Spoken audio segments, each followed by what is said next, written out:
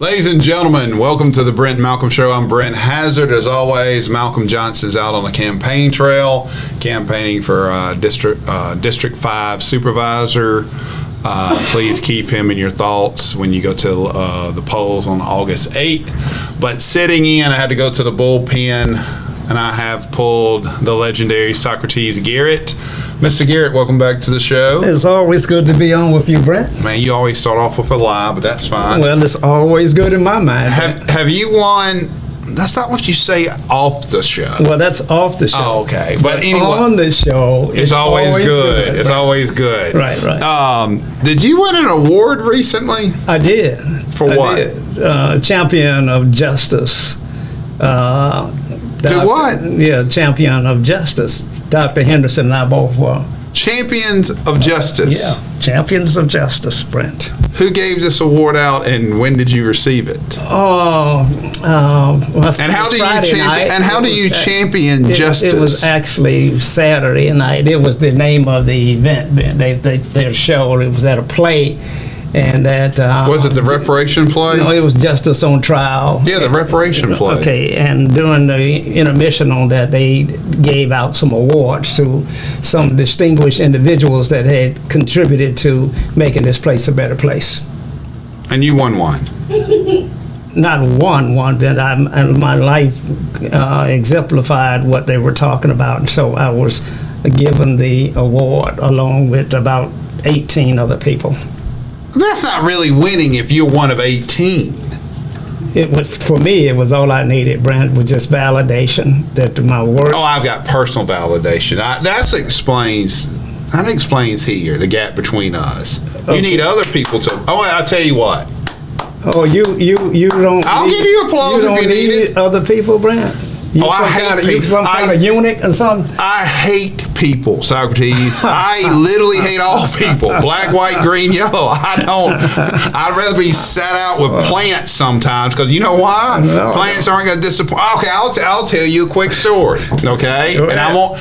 Go ahead. I have told myself I'm not going to mention the establishment. You've been there, though. You've been there with me. Friday, I had a big hearing. It got a little nasty. Federal court for the Judge Reeves. So I was going to meet someone to watch the basketball game, which you and I've done before. And we sit down at this establishment I've been going to about 2 years. And the waitress comes over. Now she's about, in my opinion, when I sit down, I like the drink order. You know, I like to get waited on. And I notice generationally that and my dad said it about me. I'm sure I'll let you comment. The girl was a little late. Not majorly late. We're there to watch the NBA game. We're going to be there 3 hours. So, but, I'd like to have a little water in my hand, a little tea, something, a little chips. But she goes, how are you doing? Now, you've heard me say this 1,000 times. Miserable, right? She goes, really? Why? I said, I've been waiting 15 minutes on my drink. And she said, have you? And I said, no. But I understand crystal meth takes a long time. That's a funny lie. Oh. She said, do you think I'm on crystal meth? I looked at her and said, no.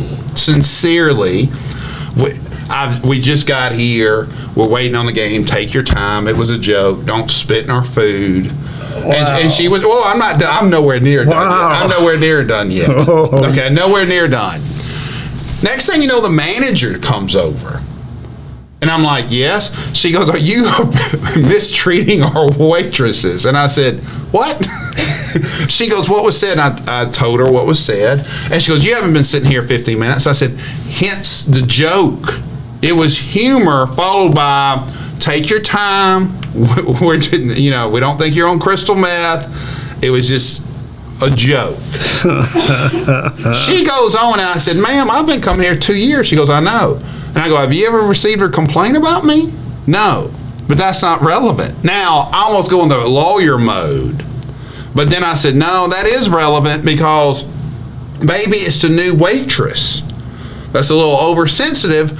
But I've already apologized. I said, no one thinks you're on crystal meth. It's a joke.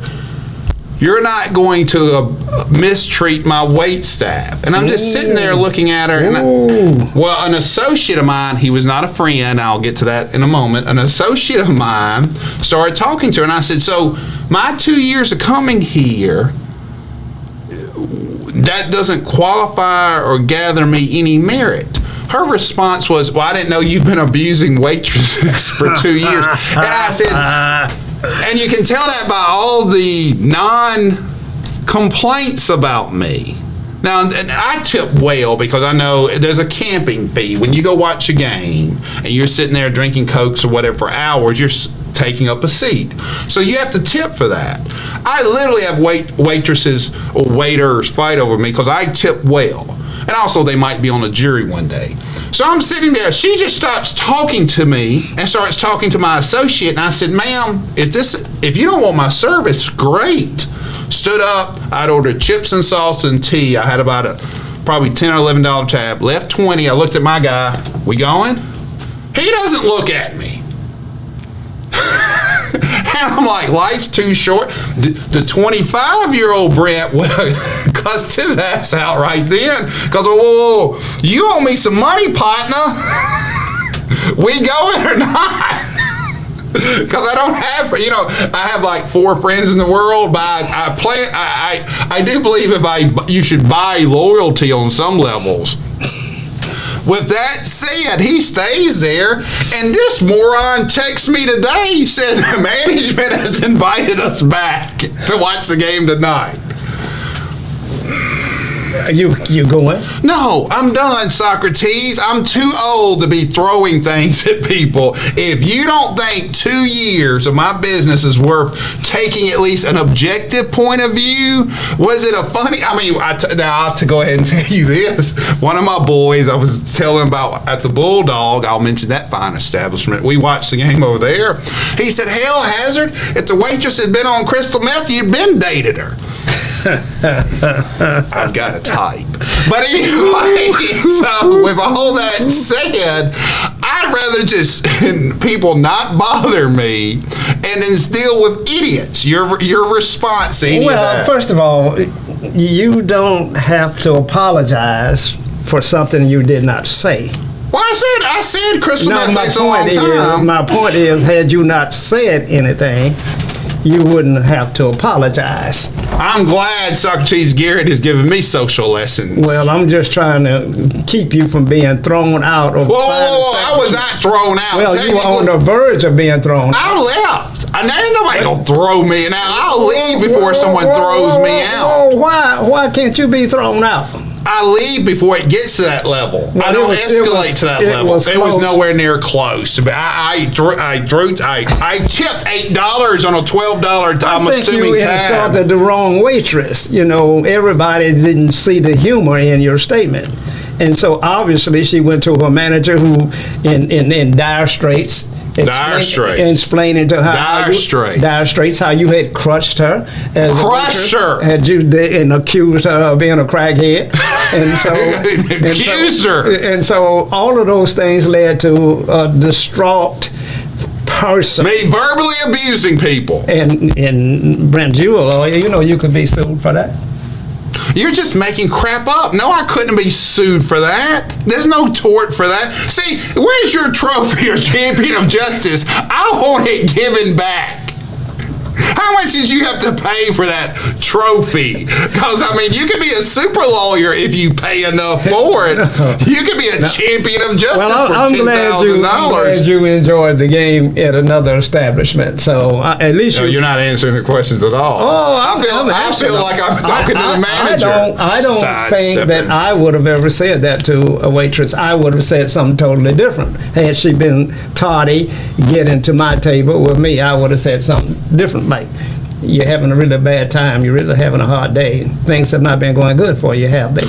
You're so full of crap. Socrates Garrett has never said that to anybody whatsoever. I'm saying it on the show today. In the world that is this Socrates? Is Socrates fake Socrates?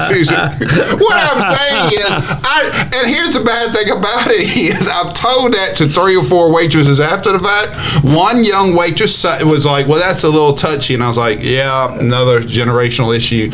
2 or 3 people in their 40s, you got any, Crystal? I was like, damn. And I was like, see, and I do believe it's generational, but let me clarify this. It's not my job to cause anybody else any issues, but I like to show. I like a little give and take. Now, if you don't want to give and take, that's fine. Change the channel, move on. But I mean, hey, the world's a tough place, and I've got to be tough. Yeah, to quote Raymond Hazard. You like to scrap a little bit. You always starting things, and you happen to have been blessed with size. So many people that who by all measures would have dumped on you by now have to think twice about it. Hell no. And other than that, if you and I were the same size, I would beat you down a lot of times, just on general principle.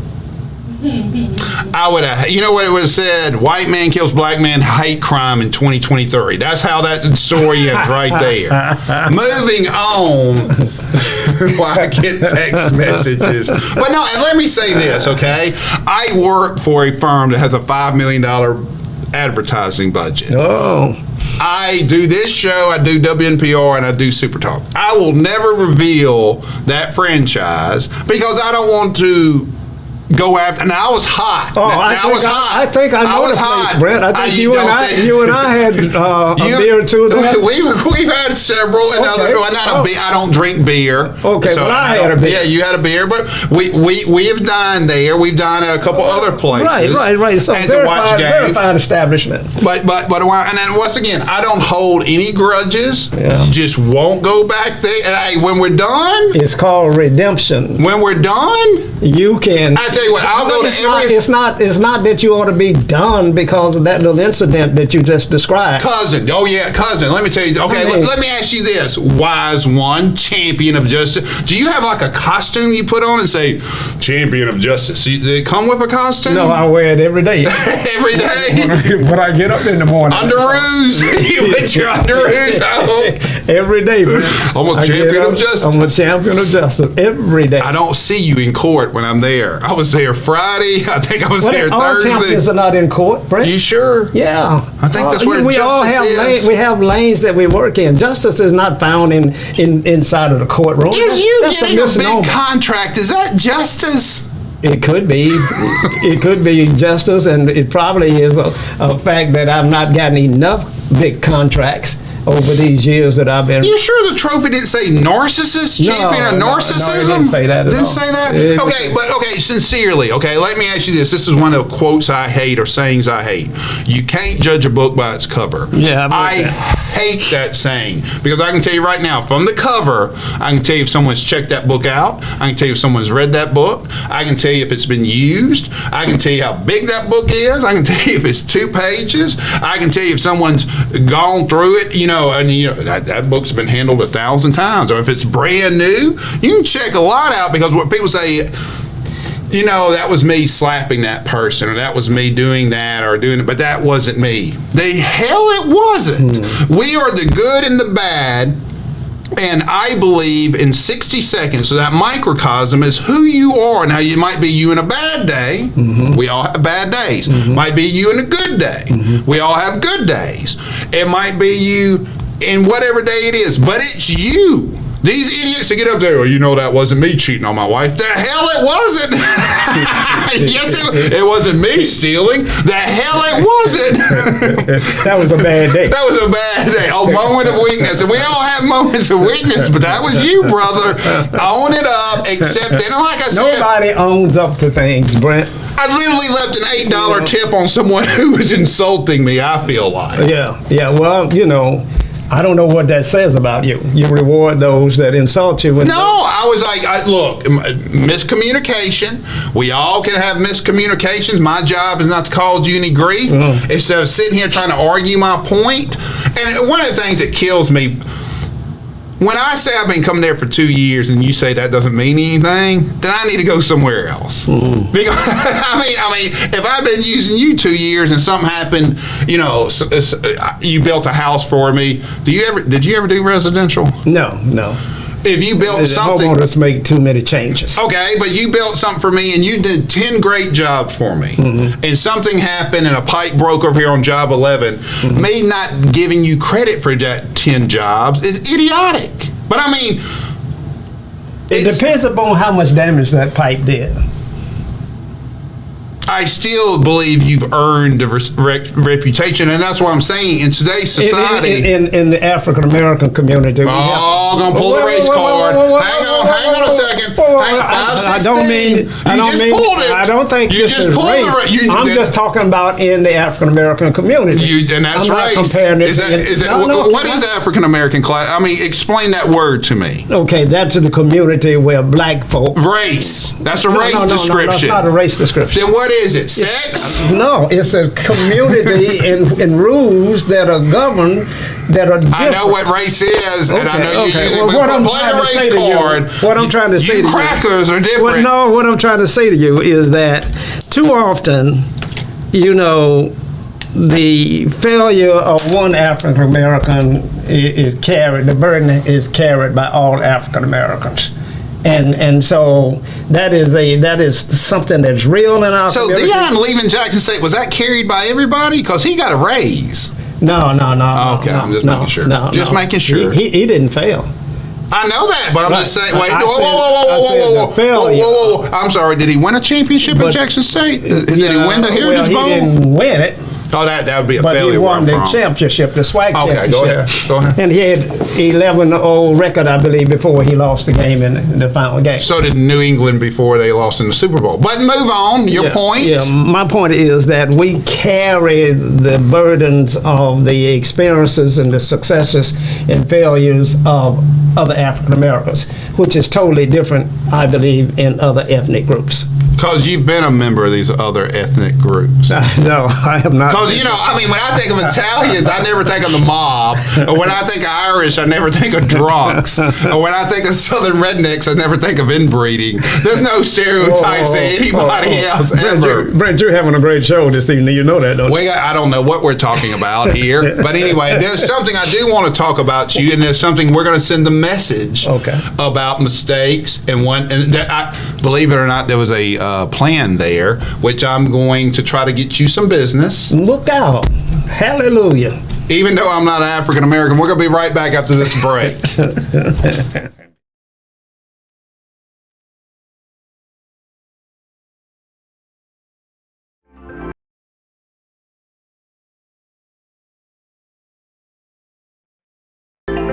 Looking for the hottest content in the city of Jackson and surrounding areas?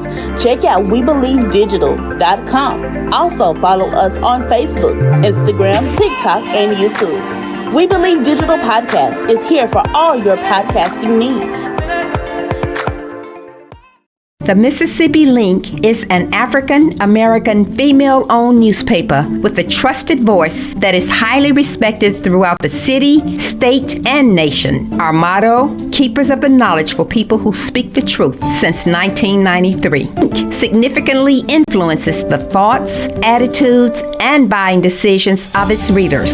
Call us at 601-368-8481 for your advertising needs. If you would like to receive a newspaper in the mail each week, our annual subscription is only $52 per year. That is only $1 per week for you to stay informed regarding many stories that you can only get in the Mississippi Link. Sign up today at themississippilink.com and click on Home Delivery. Do you have something to say? Do you want your voice heard? Join the WeBelieve.global lineup. Be the star of your own show. For more info, call 800-492-5186, option number 1, or visit online at WeBelieve.global.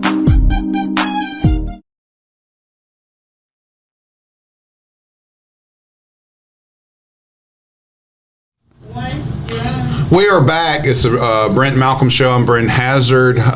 Socrates Garrett filling in for Malcolm Johnson. Like I said, Malcolm Johnson cannot wait to be your new supervisor, Supervisor 5. Keep him in mind, August 8th. Hopefully he'll be back next week. Socrates, do you know what, and truly, I don't know the answers to these questions. Barstool Sports, you know what that is? No. Okay, it was one of the first original podcasts that had blown up, and they cut a deal with ESPN, and it's sports talk, but because they were no names when they started off with, and podcasting, they could use profanity, they could keep it a little risque. They tried to do something with ESPN, and that blew up, but they just sold for $100 million. Whoa. And they've gotten... Deion Sanders has they were the podcast that was sponsoring Deion and some other ones. The reason I'm transitioning this in... I'll check them out. Okay. They had a gentleman on the show. They have one guy named Brandon Walker who's from Mississippi State. He was a local state... I think he had a Twitter and had a little column or radio show, and he got a deal up there. So did Daryl Neely, I believe. I think so, yes. Yeah. And now they've gone into, it's more in sports now. They have, some porn stars on. It's what you would call locker room talk, in my opinion. With that said, there was a guy named Ben. Why would they have porn stars on? Because it brings in that demographic who watches sports all day. I mean, it's not porn stars. There was a podcast called, God, I can't think of her name. It was two beautiful women who were kind of groupies of athletes, and they were talking about what it's like to be a woman, and then it got into sex, and then they were top 10. One of them jumped ship for $100 million. It had its own drama, but it's basically for the college student, okay? And it's sports, TNA, they have women on there, but I mean, when you hear the reason they left ESPN or their joint venture failed is because the female anchors felt there was a lot of that locker room 1980s content. But anyway, back to what I was saying. There was a guy named Ben Mintz, okay?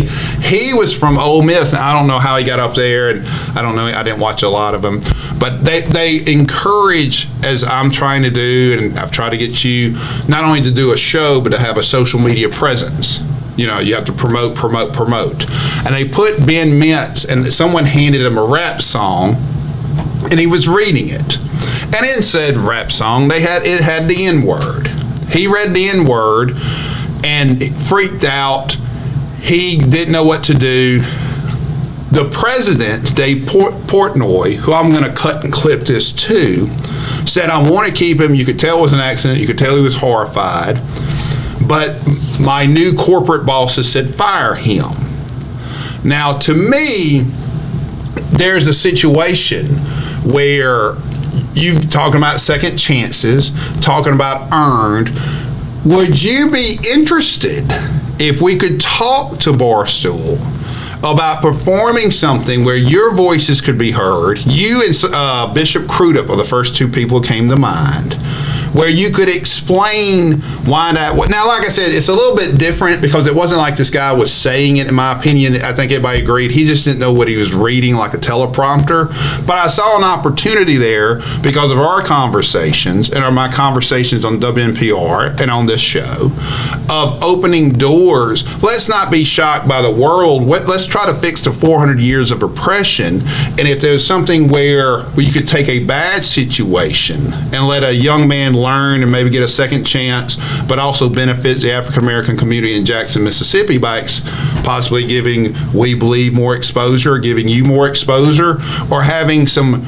I don't know if they would have the courage to have these debates and conversations on that platform, but would you be interested in even entertaining that thought?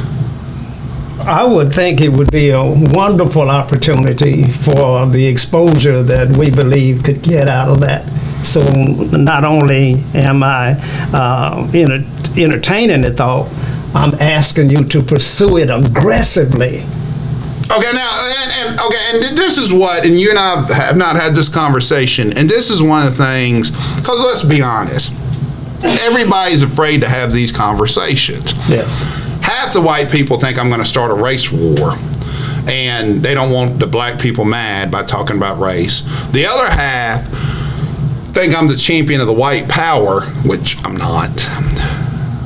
Black people, half of them think I'm in the Klan, and then the other half think I'm the coolest person in the world. Damn, Brent. I mean, oh no, it's there's no middle ground. Wow. There's no middle ground when you're having these conversations. But the point is, if we don't have these conversations and we don't sit there and challenge each other on them, we cannot find out what is the norm and when is someone being subjective, when is someone being objective. Back to me in my situation, if you're having a bad day, I don't have the right as one human being, even though I'm paying you as someone you're waiting on, to increase that bad day. There was no intent there. In the legal term, it's called mens rea. There was no. Now, if I kept on her, then yes, I should have been thrown out, I should have been reprimanded, I should have been banned. But everybody needs that first strike, and what's missing in our society, this cancel culture, is we're not giving people like John Gruden. John Gruden, we might need to clip this and send it to John. I would love John Gruden to come to Jackson, Mississippi and do something with the high school football programs and earn your way back. And I do believe the best way to address I don't know how he made those mistakes in the culture that he was in. I do. How then? Because that locker room talk where you don't understand ramifications of it, generational, and he thought he was private. And I would like to see if he had the courage to say it here to the people he worked with. I don't believe you can work with as many African Americans he worked with, but I do believe it would get. I don't want to defend him too much because of work. Well, give me your point of view of what I just said and what you know what the emails I'm talking about with John Gruden. Yeah, correct? of course. Give me your opinion. Does John Gruden need a second chance, or where's the line? I'm asking you. Well, first of all, they were absolutely correct in firing him. Okay, I don't disagree on that. Okay, and secondly, I don't know how an individual who works that closely with African Americans, That is a huge question. Can even have those thoughts. And how if he had those, how he had not gotten over it and got rid of those thoughts in order for him to improve himself as a person and to have his career be very meaningful to other people. So I don't get that. So I think they should have fired him, and I don't think they should let him come back. Would you work with John Gruden and try to teach him that point of view? I would work with John if he was in fact trying to help me build We Believe Digital. Then I can say, okay, maybe there's some value here. But in terms of me working with him to try to improve him as an individual, I have no interest in that. Well, what about him trying to improve Jackson public school football programs? Because to be quite honest, I don't know what he could bring to a podcast, so to speak, but we know he coaches football. And to me, is there a system, whether it's in the Delta, where there's majority African American schools, where these people who have made racist statements on purpose, is there a program, since we're last, where we can give second chance whatever it is? No. Gonna have to have a financial component, gonna have to have maybe a tech component, and is going to have to, I do believe, and maybe I'm being naive, one of the advantages we have in Mississippi is we're around each other. We get to have these interactions. And to sit there and say, those words, I don't know. I mean, you're right. He was around African Americans constantly. But what I'm saying is, at the highest level, I mean, correct, where he had seen and witnessed the achievements and the contributions that African Americans were making. So at the highest level, it's not like he was some parole guy that's in charge of your probation down in Rankin County. He was at the highest level, and we expect so much more from people in that position. I'll give you this little story right here. Go ahead. And this goes way back to Bear Bryant. Okay. Okay, Alabama was all white. Yeah. But they had seen the attributes of African Americans in other teams. I do believe they've lost a couple of games to African Americans. Yes. And so Bear recruited his first African American. But he said he didn't really want him on the team. He told everybody, his defensive line, he told everybody, let's stop him. I just gotta show that we tried. And so they gave him the football, and he ran for 85 yards and a touchdown. And they call it huddling. Bear told him, look, whatever y'all do, we're going to have to stop him. Now, he was using some choice words. And we gave him the ball again. He ran 55 yards for another touchdown. And so he came back to the huddle, and they told Bear Bryant, they said, Coach, we can't stop that black man. Bear said, I don't see no black man. I just see a football player. And so you grow to that point. Bear Bryant grew to that point. Even the governor of Alabama grew to that point. And so why? Did he? Oh, yeah, George Wallace. Wallace. Yeah, of course he did. Of course he did. You know, it was late in his life, but he saw the light and saw the error of his way. Oh, okay. Well, let me stop. Well, finish your story. I don't want to interrupt you. And so all I'm saying is that, you know, we now have to get beyond those stereotype prejudice that we carry in us, and there's no room for it anymore. I'm not justifying. Yeah. So we're clear. I'm not defending him, because the way I got into this is, as you know, and we've talked about this, Batman follows me on WNPR. Yeah. And Batman's done some bad things. And the other day, talking about jokes, for those who do not know, and Batman and he was a friend that went to the Bulldog with me the other night. Batman we're trying to do a podcast somewhere together, but Batman walks in a room and you know he's a man of serious intent. And you could see him. Hopefully he's reformed. Hopefully he's changed his ways. He's done his time. But you could see certain individuals walk in the room and you're like, what are you going to do? Batman is not one of those individuals. So the other day we were running late on my show and Batman was there. If you do not know, Batman's a guy that Frank Melton said ran the crime of Jackson. And, you know, it was reported 7 or 8 bodies were associated with him. But he went to jail for putting someone in a garbage can, a proposed witness. So he walked in the other day. I should not tell this. But I said on the air, I got to get out of here. I don't want to end up in a garbage can. And Batman laughed. But I was thinking, I'm going to get myself killed trying to make jokes. But my issue is this. That's worse than crystal meth. But go ahead. But my whole point is, in my mind, I don't believe we change. So let me say this. I don't believe John Gruden will change. I don't believe Mitts, I think, was just a mistake, but I don't believe a racist is going to change, okay? I don't believe humans change. But if I don't give people like Batman the opportunity to change, even though I doubt it's going to happen in the long run, and we could talk about social economics, we could talk about environment, we could talk about genetics, we can talk about all that. Where is the line? And I don't believe you can give second chances. I think second chances are earned. But one, being last, is there a money-making opportunity here for us to give second chances to people in Mississippi, whether it's a Britney Spears or whether it's I'm trying to think of people who've been canceled. Yeah. To me, once you get into the sexual assault and sexual rape, that's a different category. But, I don't see a way Jeffrey Epstein could have been redeemed. How about Bill Cosby? No. Well, you're talking. You don't think he could be redeemed? You're talking about rape. You're talking about 30 rapes the last time I seen. Maybe he could be redeemed with the good Lord. But what I'm saying is, to me, if you're talking about groping women, and this is this is one of the problems we have as society. I think Matt Damon, Ben Affleck, Matt Damon, caught a bunch of hell for basically saying there's groping and there's rape, and we can't treat the same. They're not both right, but they're not equal. And to me, they both fall under white privilege, though. You're saying that black men have never raped somebody?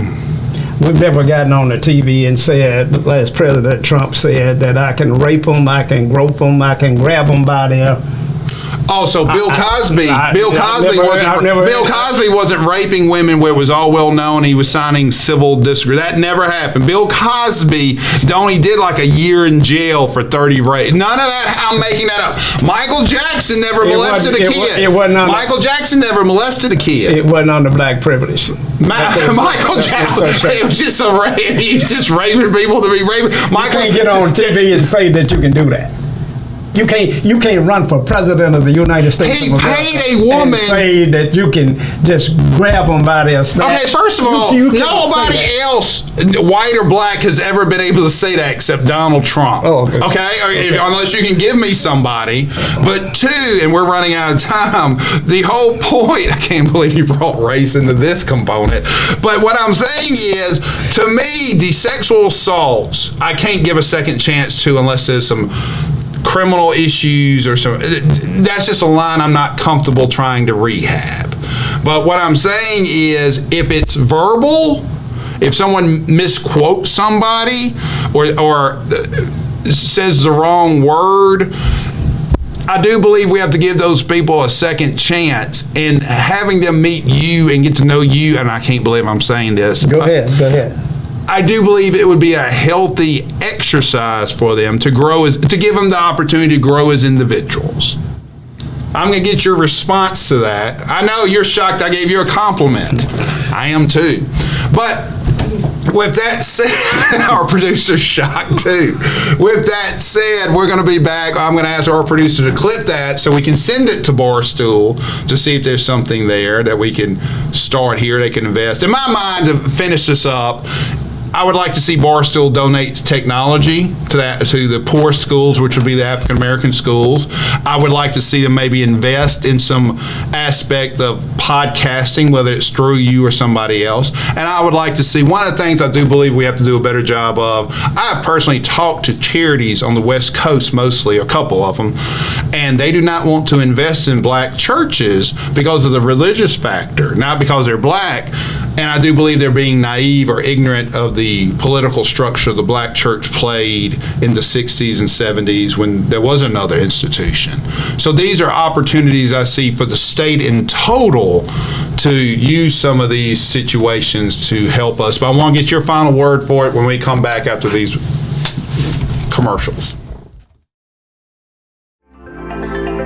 Looking for the hottest content in the city of Jackson and surrounding areas?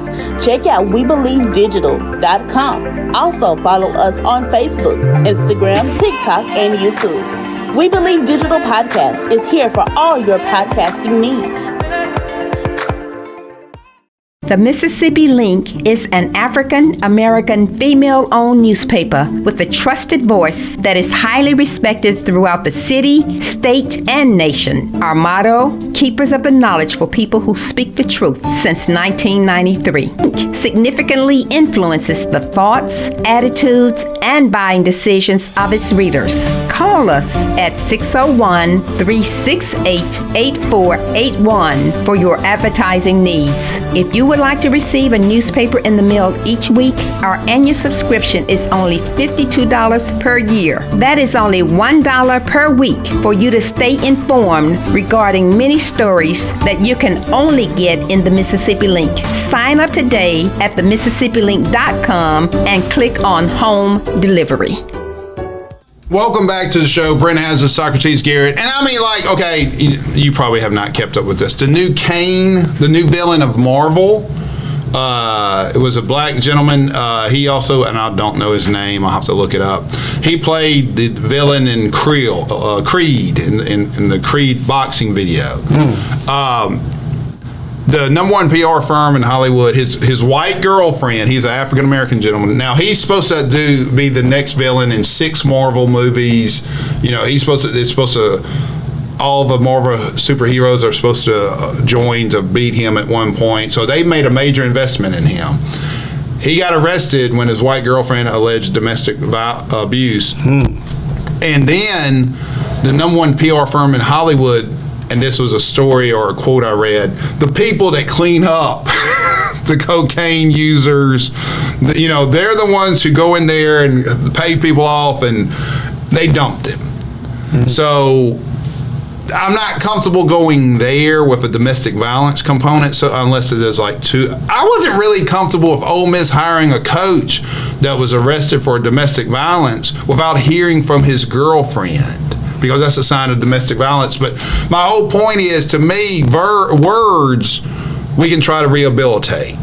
Actions, that's, to me, of course, I say the same thing, but I'm debating whether to do a show with Batman. Your thoughts, your opinions before we move on. Well, a couple of things before we went to break. You were talking about the role of the black church, and I just want to bring a little bit more clarity to that scenario. In the very beginning, the black church was not involved. Okay. One of the and you're talking about civil rights? Yes. Okay. One of the things that whites allowed blacks to have was church. You couldn't read, but you can have church. And correct me if I'm wrong, but theory was because they could emphasize that the slave would own the slave master. Correct. Okay. Just that's what my understanding is. But go ahead. And then you would get your reward in heaven. In heaven. Yes. And so churches didn't allow civil rights activists to have meetings in churches. Okay. My father couldn't have a meeting in the church in Farmhaven, Mississippi. What year approximately? 1961, somewhere in there, 1955. When you say 61, I mean, I know we can all do math. How long does that seem ago to you? And it's like yesterday. Because if someone says 1985 to me, and I was like, that's 15, that's 20. No. That's 40. Okay. Just yesterday. And see, that's one of the things as I get older that I don't think you can experience when you're 20. No. That you wake up. You're in a hurry when you're 20. You're in a serious rush, but you don't know where you're going. I don't think I'm in a hurry. You think you have all of it. One, it's a natural phenomenon. When you're 2, a year is half your life. When you're 50, it's 1/50th. Yeah. And it's perception. But 2, I don't believe it's hard to tell a 20-year-old that you're going to wake up and you're like if someone says 19, yeah, man, you remember 1984, that was, and you're like, that was 20 years ago. And you're like, no, that was 40 years ago. But go ahead. So I don't want you to forget. I'm not going to forget. The seriousness of the issue and what was going on. When we had civil rights activists like Angela Davis and Stokely Carmichael and H. Rap Brown and Malcolm, none of these were in the churches. Okay. Where were the meetings? Stokely, Carpenter, none of these were in churches. Where were the meetings held? In the community, in the streets, in the privately held properties. Now, okay, you've been to the Civil Rights Museum, I know, right? Yeah, I've gone through it. And there's a section. Okay, wait a minute. This might be a whole other show. I don't need to go to the Civil I understand that, but what I'm saying is there's a whole section dedicated to the black church. Am I incorrect? Of course it would be. Okay. Of course it would be, but that is not the impetus of what happened in the early days of the civil rights struggle. This was a mean, brutal society. Okay. And no blacks had the courage that was in no suit and tie in front of the Bible in his hand to talk about that we need to kill Charlie. That sermon never got preached. That we need to burn down the plantation. That sermon never got preached. But you would recognize there's a man named Dr. King that came from a church, right? You would recognize that. He came from a church. Okay. And Martin was at the beginning of a new movement that did bring in the religious community more in the fold of civil rights activities. But if you recall from his letter from the Birmingham jail, he said it is not the violence and the meanness of my white brothers, it's the appalling silence of black folk, black preachers, because they're not saying anything. They're not saying anything then, and quite frankly, they're not saying anything today. I go to New Horizons Church and follow Bishop Ronnie Kruger for 2 reasons. One, he's a God-fearing man, he's a spiritual man, but he knows there's a time to go to war, that this cannot be tolerated, that he will pick up the sword and go to battle, and will tell you that God is on our side. Now, you're not going to get that from not many preachers. Now, you've been on WMPR for a lifetime. You had a lot of preachers call in, maybe 2 or 3, on all of the shows you've done. But where are the rest of the preachers? What are they saying? Nothing. It's silence. So I don't want you to get it all twisted about the value of the church in the real movement in the black folks during the civil rights fight. It didn't begin there. Okay, now to wrap this up, if you were designing the University of Redemption, okay, for John Gruden, okay, financial component, yes, okay, and I mean obviously and by the way, let me shout out our producer Ariel. She was working for Barstool when they were here with Jackson State. We just found out during the break.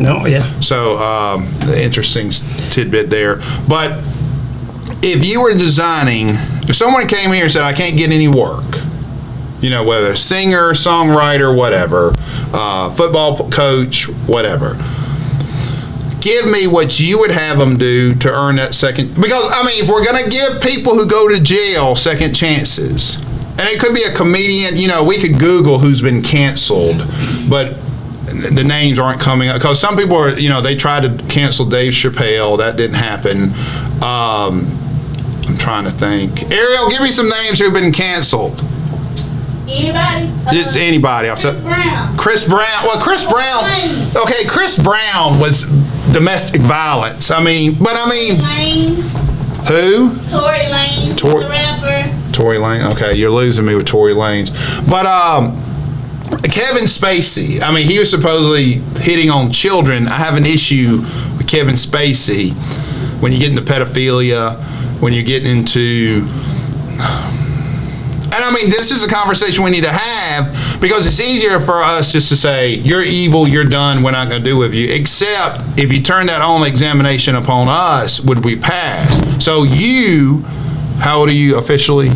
76. 76. As a 76-year-old African American, what would you have John Gruden do to pay for his emails or his statements?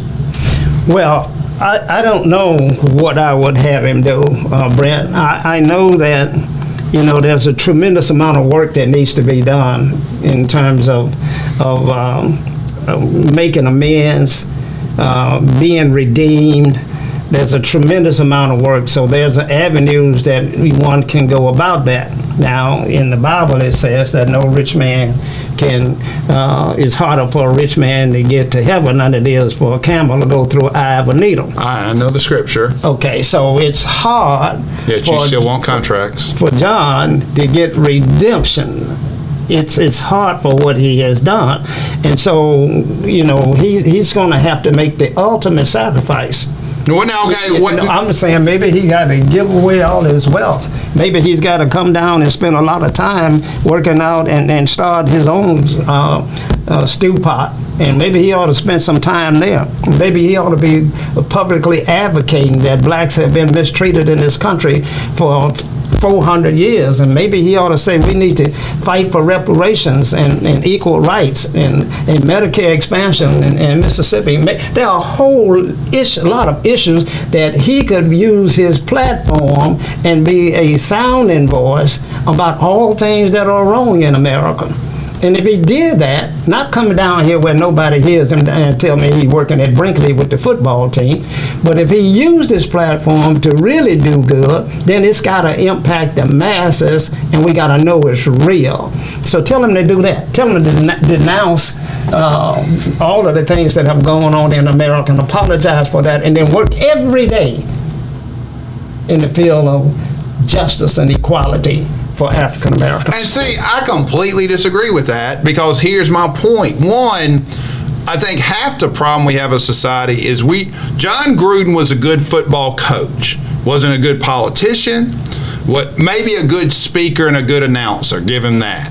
But it doesn't mean he was intelligent, or it doesn't mean he should be commenting on social issues, nor would I want him to, based on his emails.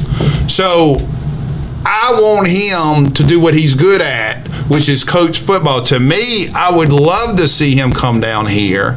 One, got to have a check, and really try to advance the Jackson Public Schools, the Mississippi Delta's public schools, football programs, because that's what he's good at. I think that's what he's got success at. I don't want this idiot trying to run social economic structures because he's failed miserably at it. But what I'm saying is being around and helping people that he's good at doing something. If you've got an idiotic surgeon who's just a gift at cutting people open, but is can't do X, Y, and Z. I don't want him doing X, Y, and Z. I want him saving people in surgery. So yes, to me, there's going to be I hate to say a financial component because poor people make a mistake. Of course, I don't know if they've been canceled, but also there's got to be a way to come back where, and like I said, if I'm talking about doing something with Batman and you're talking about someone who's not been convicted or even arrested for domestic violence, I'm being a little hypocritical there. Because like I said, Batman's done some time. Well, first of all, let's acknowledge the fact that America loves Batman. America loves criminals. America loves gangsters. America loves violence. Well, I don't think America knows Batman, but Miss Jackson, the Jackson audience loves Batman. I can say that. I mean, Batman's a charismatic guy. But you're talking about Sopranos, Goodfellas, Godfather. I'm trying to tell you, that's what we like in America. So those folk, that's what we made movies about. We made movies about. But we romanticize them. That's absolutely right. Okay. And so deep down inside, Batman is a hero to many. An anti-hero. I can agree with an anti-hero. Okay, so he doesn't need much redeeming. What he needs more than anything else is to spend his time working on those projects that are most meaningful to him, whether that's working with children or whether that is working on a radio station with you. He seems to be broadening his perspective. Now he's got a great white friend. I agree with great. I don't know about the white friend. But well, you are white, aren't you? I'm white. I don't know if we're friends. We're associates. I got 3 divisions. Oh, have you been? I got 3 divisions. Didn't you go out having I've got 3 divisions, okay? Yeah. You can keep on yelling all you want. You've got people you know, just acquaintances. Hey, you've got people you socialize, hence associates. Have a burger, have a drink, watch a game, and then you have friends. I'll call you at 2 a.m. and the Godfather test. There's a dead body in the car. Let's go. Those are about 3 people right now for me. So that F word, you say that F word, that's a long. My phone is blowing up. I think our office is on fire. But I gotta call somebody's listening to your podcast who thought they were a friend. Shut up! Stop talking, Brent. You're gonna get censored. But no, what I'm saying is, and maybe we've stumbled upon it. Maybe it's having these people who are canceled working with prisoners who are out. Maybe the reentry program is getting the people who are finishing. Why don't you reach out to Polo? You into redemption? You know him. I know. Hey! You got your new uniform and champion of justice. I did get that, but I'm talking to you now because you own. Oh, that justice! Your thought process in your show tonight has been about redemption. Justice. First of all, Polo has not been tried and convicted yet, nor served his time. 2, I'm glad that champion of justice applies just in plays. That when we're talking about real life convict, someone's too good for him. No, I just think that you ought to reach out. You're dining with Batman. So if you're dining with Batman, and obviously you see some value in that, and you're talking about it in a very favorable light, I think that Polo is another individual that you knew as well, and that he has fallen from grace. And but that gets into, like I said, and let's be honest, Miss Davis had a Mother's Day without her son. Be as real can be. Miss Davis just had a Mother's Day without her son. Now, everyone's innocent till proven guilty. Everyone deserves due process. That's one of the reasons I have not reached out to Polo, is because Miss Davis just had a Mother's Day without her son. Now, I understand, once again, a likable figure. I'm not going to deny I like Polo. I am furious at him that we're even in this situation. We can do a whole nother podcast about how I think he's flipping on everybody and their mother. But I wish. What do you mean flipping on everybody and his mother? I don't know why you throw things out like that and you just expect. Because I'm the only person. I'm the only person who knows what I'm talking about right now. I'm the only one. I said the other day that there was a state official that was going to get indicted that was in trouble, and Earl Banks magically gets indicted. I'm the only person that hears rumors, or I'm the only person that knows anything. I don't know. I guess they're not going to go after the businessmen that are vaguely identified in Chrysler's indictment. That Fed would never do that. I guess they're not going to. Vaguely identified. They vaguely identify them so they don't know you're coming. How do you vaguely identify somebody? Businessmen. That's how they referred in the indictment. So that's vaguely identified. The situation is, I've said this 1,000 times. The feds build a pyramid, and I literally got an email from a Fed about another case about one of my clients being one part of that pyramid to make sure he was available to testify during the month of August. And what I'm saying is, you build this pyramid, and you sit there, and the feds have one playbook. And I mean, I'm dumbfounded that I have to explain, not to you, but I'm dumbfounded. Once you get elected, you need to say, okay, what can I go over here? Can I touch this? Can I not touch this? Well, you can drink, Brent, but you can't smoke dope. Well, alcohol is more dangerous than weed. Don't care. One's illegal, one's not illegal. There it is. And what I'm saying is, the feds are going to forgive some things, ignore some. I was down here, and we don't have time for this, but the last time they were down here with the Dickie Scruggs, so when I hear there's a racial component, Dickie was as white as Ole Miss could be, I talked to a Fed and I said, where are you going to stop? He told me we could stay in Mississippi for 50 years and never stop. Wow. And that was under Dickie Scruggs' crew. Could they stay in California for 50 years and never stop? Could they stay in Yes, Alabama? I do believe, yes. They could stay everywhere in America. But the problem, or the difference in those situations is this. There's enough opposition naturally where people are reporting each other and keeping each other honest. I would disagree with you on California, New York, the Chicago areas, because they police themselves because they have two-party systems, or there's competitions for contracts and all that, and business and commerce.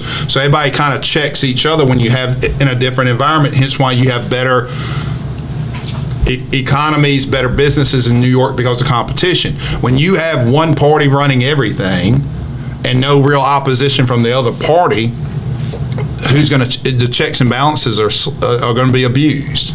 But we're running out of time. I'll give you the last word. Well, I just think that, it's been an interesting show. I've learned a lot talking with you this evening, certainly, about decor. And, I know not to accuse my waitress if she's a little bit tardy and having a bad day. Not to say you just learned that from me. Certain things to her. I learned it emphatically from you this evening because I saw how it got you thrown out of the establishment. I don't remember being thrown out. I remember leaving, Champion of Justice. You would think a Champion of Justice would defend me. No. I'm defending the waitress. Oh my God. Okay, but anyway, it's been a great show, Brent. I've enjoyed it. I don't know if it's been a great show, but thank you for filling in as always. When is your show, sir? Friday night, Please tune in to see him. And maybe we just talked to Barstool about buying some of your great coffee. I would talk to everybody in America about buying some great coffee. Go to earthblendcoffee.co and order the best coffee that money can buy, roasted right here in Jackson, Mississippi.